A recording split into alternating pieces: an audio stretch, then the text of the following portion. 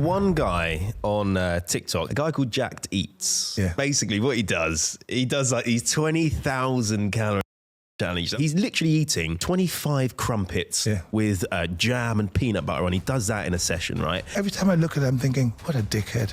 I hope he doesn't see this. That Jack, he's a fucking idiot because he doesn't realize that his brain is being controlled by steroids. That's why he's acting like a fool. What is your views on Mr. Eddie Abbew or the Eggy Man? I think Eddie is a massive who's a big in the fitness industry, and he's going to up and cause massive disorders. Joking. I don't know the guy. I just think as a fitness influencer, I think it's very, very hard to argue with someone who is fundamentally correct. Yeah. It's very hard to. It's like when someone's arguing about killing women and children in war. Yeah, it's hard to argue against that because it's really bad. But you've got to think of it realistically. Not everyone can stick to whole foods their entire life. Not everyone can have 12 eggs a day. Not everyone can afford steak. Not everyone has the same dedication to food as you have. True. And the best diet is one that, I've just said it, is one that's sustainable for you. And some people will be able to stick to Eddie's diet.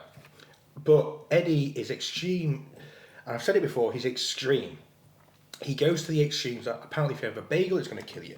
If you have some crumpets or a pancake or anything considered processed, it's going to kill you. If you have a chicken breast, it's too lean. If you have beef mince, that's 3%, is too lean, it's not good for you. You need to have the full fat stuff. But it's not right, calorie deficit. And he's even admitted that. He's even admitted on podcasts that it is still a calorie deficit. So... Testimonials there. So here's the thing. It's not about how much food you eat. It's not about calories. It's whether your body is able to digest and use the food or not. If I go for a run and then I spend 3,000 but I'm only eating 2,500, there is a deficit there. Okay, therefore, I have to be losing weight from somewhere.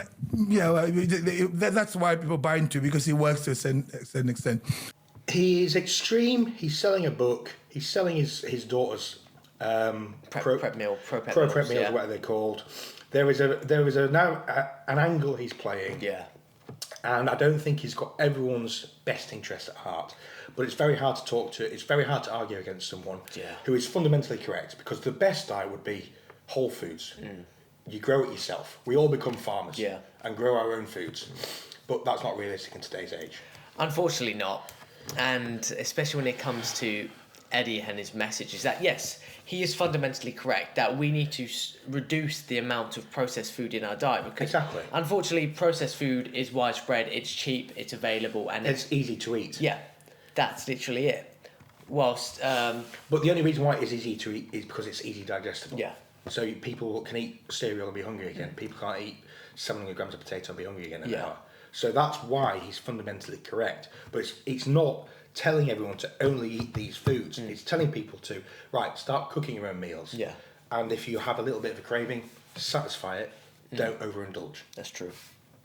And with Eddie, is that if you know his background, obviously, if you don't know who Eddie Abbew is that he is currently a fitness influencer on TikTok who was an ex-bodybuilder. He was an ex-bodybuilder. He was an ex-bodybuilder, jabbing himself full of gear. Yeah. That has now probably got a load of health issues due to his career, and has to eat a certain way and has to fast a certain way, and he's now pushing that narrative onto everyone. Fair enough, if that's what you want to do, but you can't then go, I ate like this. Yeah, he's using anecdotal evidence, but that's the worst evidence you can use.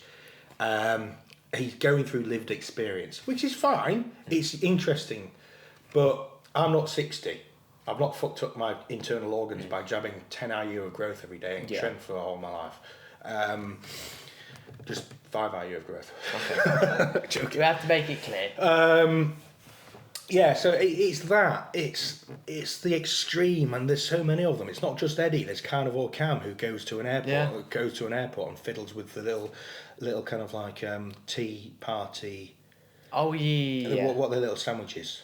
Oh, there's like The finger sandwiches. little finger sandwiches. Yeah. He fiddles with them and takes the meat out, throws the bread away. He'll go to a Christmas market, buy a sausage and a bun, throw the bun in a bin. Like, what you doing, you idiot? Like, there's that superhuman diet. Who eats off his chopping boards? oh, it's like the Coach Carnival is like, this is what I'm having on a proper carnival. But this is, diet. but I'm gonna say, if all these people, you should look at the performance in the gym. Yeah. Before they were having carbs, when they were having carbs, and after they stopped eating as many carbs. I'm sorry, but a handful of blueberries before a session won't make you full up for a session. No. I might as well go fasted. Yeah. I had a handful of blueberries to make sure I could go on a walk, and by the time I was at the walk, I was waning. I was you were starving. I was starving. So obviously, when we talk about diet and their fuel and like how is how you're training, do you think now we've strayed from actually training well in the gym just to purely based on aesthetics? Because with the benefit of keto is that it will keep you in a leaner state. Like a lot of Well, it people depends how maintain- much you eat. Yeah. I mean, you can. I've maintained a good off-season look by not eating keto, having a very high carb. I think the issue is if you're having a high carb, high fat diet, that's where the issues arise. If you've got a high fat, low carb diet, you'll stay in relatively good shape. And the opposite, a high carb, low fat diet, you'll stay in relatively good shape as long as you're not in a too much calorie surplus and you can still. So train. we both agree a high protein diet is Optimal. It's optimal. It's optimal for even Gen Pop that don't move. Yeah. You need more protein in your diet. You don't need as much as me, but you still need maybe a gram per pound. Which a lot of people... Or 0.75 grams per pound. Which a lot of people misunderstand. It's Oh, like, mate, the amount of times that I've seen Yeah. clients come in and how much protein am I eating a day? 50 grams. And they're weighing 180 pounds. That's not even like... And they're hungry all the time. Of course. Of course, because you've got highly palatable, easily digestible carbs. Yeah. You've got no satiating foods in terms of your protein. You could literally swap out some of them carbs and increase the protein, and you will probably not be increase your daily calories. Yeah. And you will probably lose weight and be fuller. And probably even gain muscle if they're training well Yeah. as well. Because even if you have a whole nutrient-dense diet, but if it's just carbohydrates, fat, and very low protein, you're still going to get hungry. Yes. Because obviously you've described as that fat is it's satisfying. Obviously, when you have Yes. a bit of peanut butter, you're like, okay, Yes. I'm good now. You can have more of it. The most people think that sugar's addictive. Yeah. No, it's sugar with fat. That's true. Like, I have never looked at a Haribo packet and gone, right, I'm going to scran the whole thing. You're just gonna eat. Oh, I could go for another one. Yeah. I'll look at Nutella and go, I could eat the whole thing. Yeah. Because it's got fats and sugar in it. And it tastes And it literally plays on our wants. Obviously, if you always tie back to the conversation that everyone ties back to, including us now, is that in ancestry, energy was found through fat Yes. and carbohydrate-rich foods. So that would be fat from animals, Yeah. fish, avocado if they found it, berries, because they provide quick releases of energy. They are our primary yes. sources of energy. But obviously, we use carbohydrates because through obviously glucose, neogenesis, and ATP and all that stuff. We do it quick. Yes. And the fact is, our brain uses most of the carbohydrates anyway just to function. Yes. So I'm wondering how these people that do keto, obviously, ketosis will allow for your body to create fat induced into energy, but In a way. in a way, but you're going from literally evolutionary primary system of energy. Most people, when they go into keto, they lose a lot of weight to start Yeah. off with. Why? Because they've got rid of carbs. What's a carb? It's a carbohydrate. Carbohydrate, it holds water. They lose a lot of water weight. And it's like 1 gram of carb equals like 3 grams Yes. of water. So So if you cut out your carbs, that's why Gemma Collins, when she went on Yeah. Eddie's diet, she lost like 20 pounds in a week. of course, Well, of course, you're eating shit ton of carbs every day. In fact, and it's you go her- to none. her fat mass was probably the same, but her muscles or muscle Well, mass there's a is probably study just out there. decreased. There's a study out there that is a crossover study, and it showed a plant-based diet versus a high-carb diet, both the same amount of protein, and it was I can't remember how long it was, but both lost weight. The carb lost more fat, and then they did a crossover. So the one that did high carb, They swapped the they groups. swapped the same groups, difference, yeah. and the carb then lost more fat.